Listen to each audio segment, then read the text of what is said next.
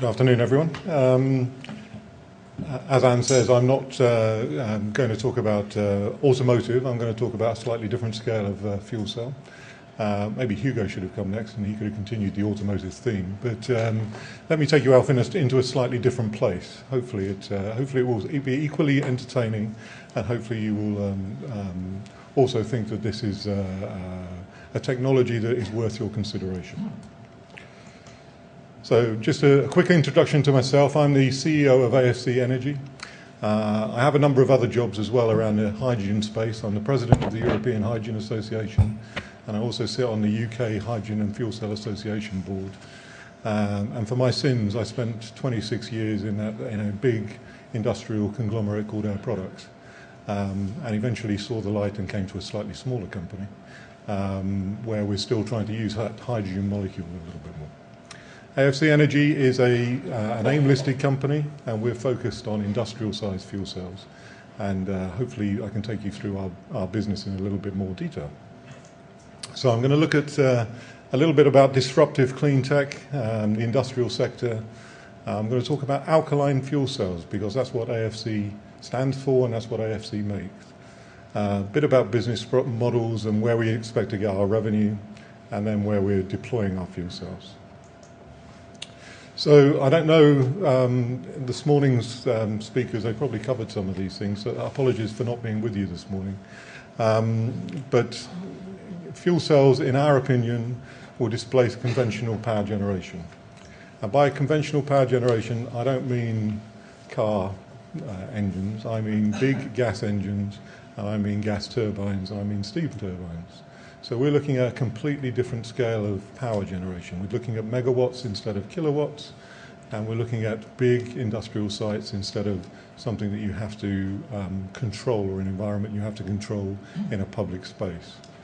Obviously, from what you've probably heard this morning, you understand that fuel cells are more efficient, they're quiet and clean, and they produce water rather than consuming it.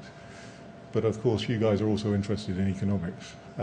So what do we get out of these fuel cells? Well, we get power, and that tends to be the most important constituent export from a fuel cell.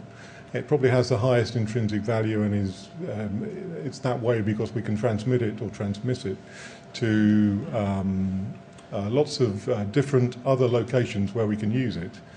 But we do have a number of other products that come out the back end of fuel cells: heat, water, and exhaust air.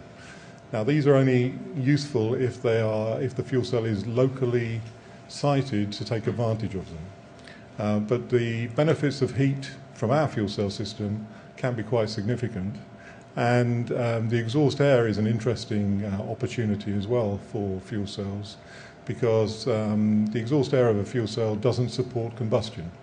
So you can put a fuel cell in a place to provide power for, say, a data center, and then supply the atmosphere of that data center with the exhaust air from the fuel cell, and you will not have the risk of fire that you tend to have in buildings that get quite hot in terms of the amount of power and PCs and computing storage that tends to be used in data centers. Our focus is on industrial power generation, as I say, and we believe it's the largest market for fuel cells, and is forecast to be the most significant grower in this space up until 2020.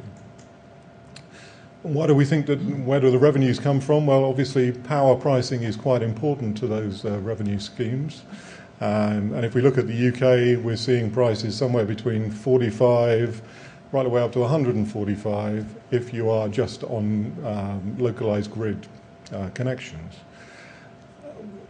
If we look at Germany, we're looking at €100 if it's a CHP type system, but really we're focused on locations a little bit further afield, and if we look at Korea with a feed-in tariff, we're looking at a significant win for fuel cells up at $240 per megawatt. So we know that we have a little bit of work to do in order to compete with conventional generation. But fuel cells are good at identifying niches, but that limits their marketplace. And they're also good at taking subsidies, but that it's limited by funding and potentially limits their commerciality in the future. We don't compare ourselves to any other fuel cell system. We compare ourselves to conventional generation. We compare ourselves to a gas turbine, and if we're not competing with a gas turbine on a like-for-like basis, by 2016, we'll not have done our job properly. So I also want to go over this fact that fuel cells are new. They're not new. The alkaline fuel cell was one of the first fuel cells that was invented, but it was primarily commercialized, if you like, by the space programs in the US and Russia. It's the most electrically efficient fuel cell that you can bring to market. And we've seen applications develop from the space industry to the submarine industry and other military sectors over the last number of decades. But we've seen that these systems are very reliable and have significant numbers of operational hours on them. What we struggled with in the 50s and 60s was that we couldn't make them to be commercially acceptable on terra firma. And that's because the system costs were too high. The systems that were taken to the moon had a high platinum content, and therefore the cost of those systems was far too high to actually warrant comparison to existing generation techniques. And we also at that time had cheap fossil fuels. What we've done is we've taken that concept and taken a technology that is proven 50 or 60 years ago, and we've completely re-engineered it.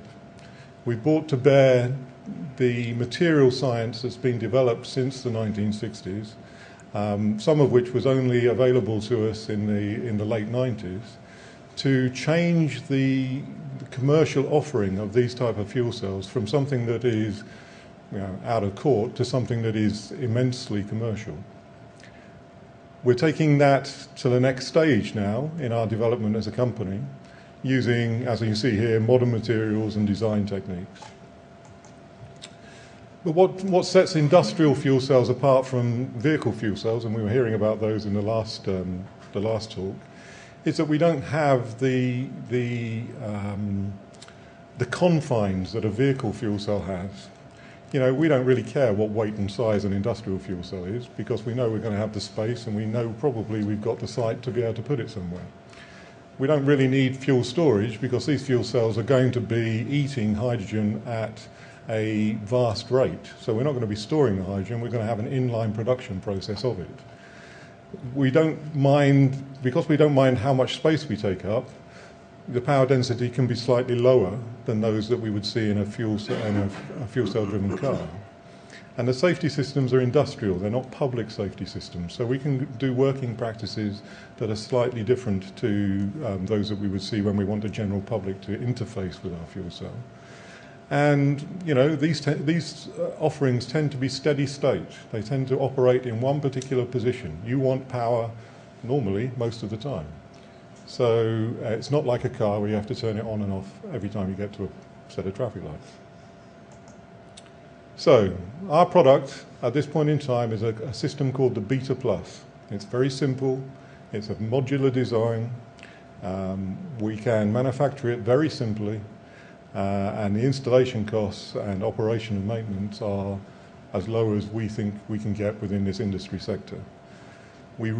It's important to note that we recycle 80% of this fuel cell. So it's not something where we build one fuel cell and that's it. We let it go to rack and ruin, and then we have to buy another one. This fuel cell gets recycled. Most of the parts get reused. Most of the expensive parts get reused. Where we can't reuse them, we recycle them and upgrade them again. And we've already got systems in place where we can remotely operate and monitor the systems. Our near-term business strategy is to really focus on the chlor-alkali market, where there's significant volumes of hydrogen available, quite a lot of which is not put to any use whatsoever, some of which is put to low-grade steam production, and the rest is used mainly in the industry that I used to work in, industrial gases. So having the available molecules is not a problem. What we're also targeting is other markets, and I have mentioned Korea already, but we are looking at to create a network of partners where we have a number of early adopters showing off both ways of getting to different routes to get to the hydrogen molecules with a fuel cell, but also different geographies where we want to interact. But I should stress, we do not want too many of these. The main reason for that is I don't want to overextend my small company.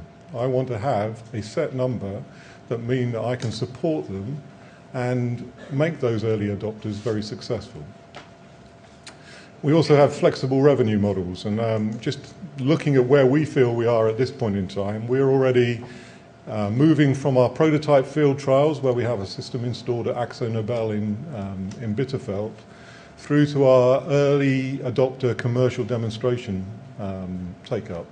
And we announced a few months ago a relationship that we have with Industrial Chemicals Limited, who are based in West Thurrock in Essex. They will install the largest alkaline fuel cell in the world. They'll install the largest fuel cell in the UK, up to 1 megawatts capacity. It will use all of the available hydrogen that's there on that particular site. And we class that as a demonstration project. We have, as I said, multiple revenue models. So the company obviously looks to its investor community to provide some sources of funding, but we do take funding from a number of different opportunities that come towards the company. And we've executed licenses in recent times on the waste-to-energy marketplace with a company called Waste-Tricity. That brings in money before we end up producing any fuel cells. So our fuel cells are designed for the future. We have existing relationships with multinational companies who are taking us through our technology curve, but also through our cost curve. And we are optimistic that we will roll out into a number of different marketplaces. And these relationships are all built around an energy supply model rather than a sale of fuel cell model. I'm not really looking to sell my fuel cells. I'd rather keep them. I'd rather sell you the energy. And that, in the long-term scheme of things, will be much more rewarding than just selling the technology that produces it. So, do we value shareholders? Well, we hope so. We do try and keep them engaged within our business. We run a very tight ship. I have 26 years of Pennsylvania Dutch teaching that says you don't spend money lightly. AFC understand that now. It's taken them a little while. But they do understand that to actually spend any money at our company, they need to justify it. We have regular independent reviews of our technology. So we don't just say that our technology is good. We invite others to do that who understand where fuel cells are and the general state of the nation, if you like, in fuel cell technology. Don't take my word for what this company is doing. Take somebody else's. I'm quite happy for you to do that. We have open days. We do broker research. Indeed, our broker is in the audience somewhere. I'm not sure where you are, John, but you're there somewhere, I'm sure. And we've got a lot of experience on our board. We have Sir John Sunderland sitting on our board. He was the chairman of Cadbury Schweppes for 25 years. He's a non-exec director of Barclays, although that's not necessarily the right thing to say today. We have regular updates on news, and we put lots of information into the marketplace. So in summary, we think that we have a very large market opportunity. We have a very modular fuel cell, and we can go after those market opportunities, whatever size they may be. AFC Energy is the global leader in alkaline fuel cells. This technology has not been looked at for some considerable period of time. Our retake on it, if you like, is allowing us to change the dynamics in industrial power generation going forward. We've got the lowest lifetime cost of ownership, and we've got a project or a business plan where the implementation is underway. We've got reference sites, and we've already, last week or the week before, opened our initial pilot manufacturing process for our electrodes. This is happening, and it's happening in Surrey, which is a bit surprising, really. I hadn't expected all of these things to be around. I've been around fuel cells for 10, 12 years now, and I looked at lots of different fuel cell companies. And the reason I chose to leave what was a secure job in Air Products and could have gone on for a very lot longer period was because this fuel cell company has tremendous potential. And I personally believe it will be one of the biggest fuel cell companies within the next 5 years. Thank you very much.